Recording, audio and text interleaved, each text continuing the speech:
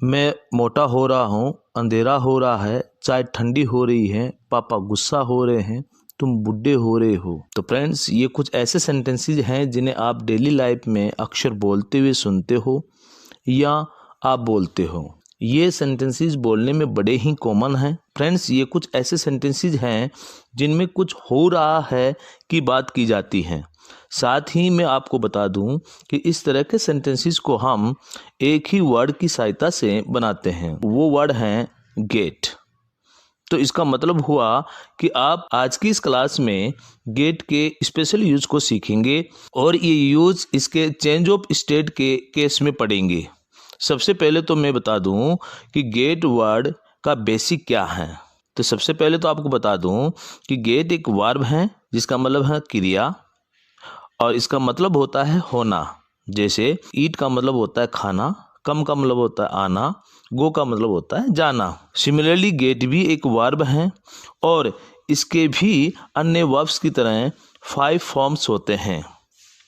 First form होता है gate, second form होता है गोट, थर्ड फॉर्म होता है गोट या गोटन, फोर्थ फॉर्म होता है गेटिंग और फिफ्थ फॉर्म होता है गेट्स। तो फ्रेंड्स, अब मैं आपको समझाता हूँ चेंज ऑफ स्टेट के लिए गेट का यूज क्या है। इसका मतलब होता है कि एक अवस्था से दूसरी अवस्था में बदलना।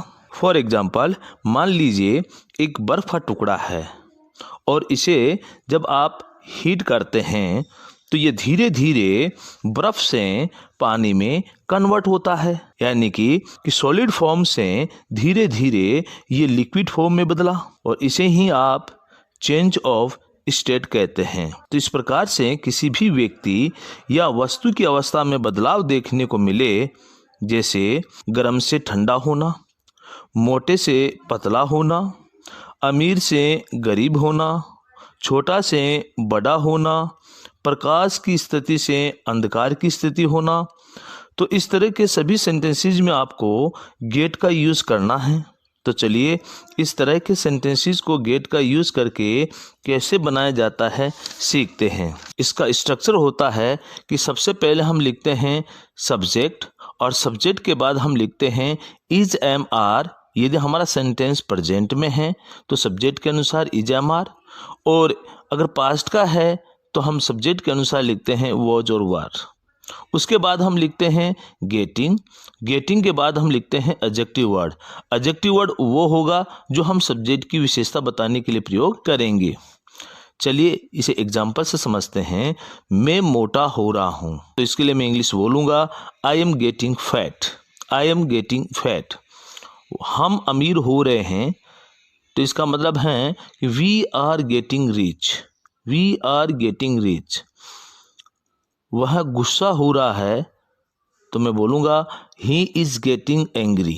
He is getting angry. मैं थक रहा हूँ, तो मैं कहूँगा I am getting tired. I am getting tired.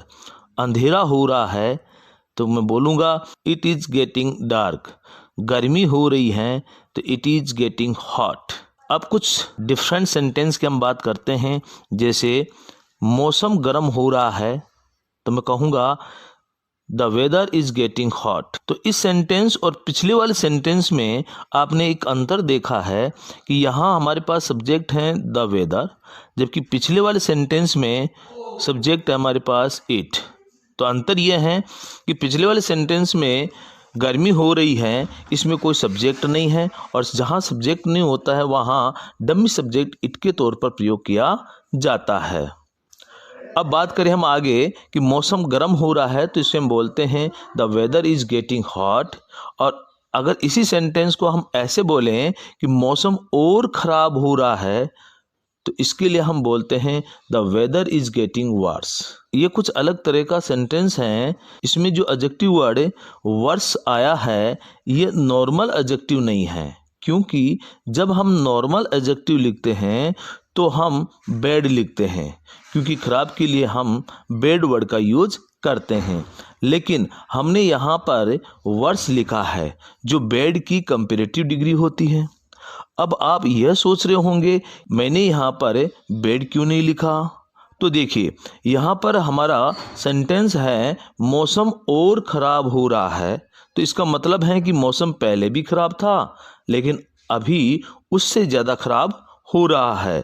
तो अब हम यहाँ कंपैरिजन कर रहे हैं। जब हम कंपैरिजन करते हैं तो कंपैरेटिव डिग्री का यूज करते हैं। अगर ये सेंटेंस नॉर्मल होता, जैसे मौसम ख़राब हो रहा है, तब हमारा सेंटेंस होता the weather is getting bad. तो हम वर्ड्स की जगह बैड का यूज़ करेंगे। जैसे और सेंटेंस लेते हैं, चीज़ें बेहतर हो रही हैं, तो हम क्या बोलेंगे, the things are getting better. तो गुड की कंपैरेटिव डिग्री हो गई बेटर। चाय ठंडी हो रही है तो मैं बोलूँगा the T is getting cold.